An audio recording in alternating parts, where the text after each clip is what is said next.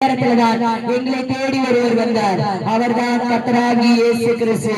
அவர்தான் எங்களுக்கு ஜீவனை கொடுத்தார். அவர்தான் எங்களுடைய பாவத்தை மன்னித்தார், எங்களுடைய அக்கிரமங்களை மன்னித்தார், எங்களுடைய துக்கங்களை சந்தோஷமாய் மாற்றினார்.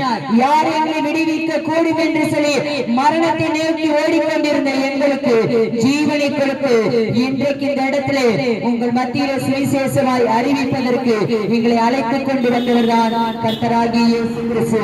எங்களுடைய வாழ்க்கையிலே காணப்பட்ட பாவங்களையும் சாபங்களையும் கண்ணீர்களையும் மாற்றின தேவன் உங்களுடைய வாழ்க்கையிலும் இன்றைக்கு ஒரு அற்புதத்தை செய்ய வேண்டும் என்று விரும்புகிறார். நீங்கள் தேடி போக வேண்டாம். இன்றைக்கு அற்புதங்களையும் அதிசயங்களுக்காக எங்கேயோ நீங்க தேடி போறீங்க, எவ்வளவோ பணங்களை செலவழிக்க பார்க்கிறீங்க, ஆனால் ஒன்றும் பிரயோஜனம் இல்லை.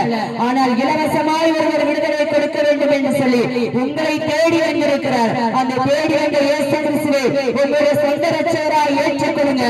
இன்றைக்கே ஒரு வாழ்க்கையில் ஒரு அற்புதத்தை செய்வார். அவரால் மட்டும்தான் அற்புதத்தை செய்ய முடியும். உங்களுடைய வாழ்க்கையிலே காணப்படுகிற பாவத்தை மாற்ற முடியும், சாபத்தை மாற்ற முடியும். பாவத்தின் சம்பளம் மரணம். இன்னைக்கு மனிதர்களுக்கு தெரியாமல் நீங்கள் பாவத்தை பண்ணி மறைந்து கொண்டிருக்கிறார். ஆனால் உங்களுடைய பாவங்களை ஒருவர் பார்த்துக் கொண்டிருக்கிறார். அவர்தான் கர்த்தராகிய இயேசு கிறிஸ்து. இன்றைக்கு அந்த பாவத்தை விட்டு வெளியே வாருங்கள்.